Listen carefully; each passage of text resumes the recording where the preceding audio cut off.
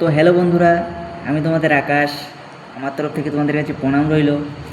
তো যারা যারা ভিডিওটা দেখবে, তো আমি কিছু মানুষকে নিয়ে কথা বলতে চাই।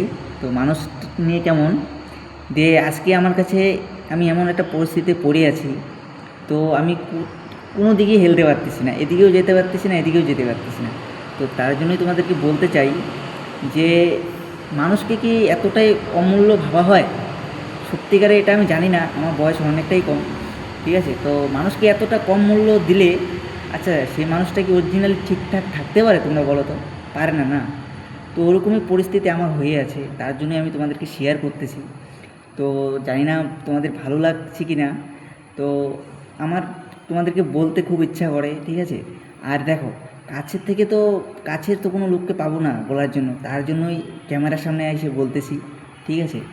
তো আমি আসছিলাম কেরালা, ঠিক আছে? এখন আমি কেরালায় আছি। তো কেরালায় এসে আমি কি কাজ করছি ওটা তোমাদেরকে বলবো, আমার ভিডিওতে দেখতে পাবে। তো আপাতত আমি ওটা দেখাচ্ছি না। তো আমি অরিজিনাল আমি কাজ করি হলো বাইকের কাজ করি। আমি বাইকের গ্যারেজ আছে আমার। তো আমি বাড়িতে যাই শুরু করব। আমি বাড়িতে চলে যাব আর 2 মাস পরে চলে যাব। তো বাড়িতে যেয়ে আমি যেটা বাইকের কাজ করি, তো আমি সেটাকে আবার রানিং করব, চেষ্টায় আছি। তো তোমাদের ভালোবাসা পেলেই সেটা হবে, ঠিক আছে? তো তোমরা যদি আকাশ ভাইকে ভালোবাসো, তো অবশ্যই সম্ভব হবে। আমি আবার ওই ফিরিয়ে দিতে চাই আমার সেই আমার গ্যারেজ লাইফটাকে আমি খুব মিস করতেছি, ঠিক আছে?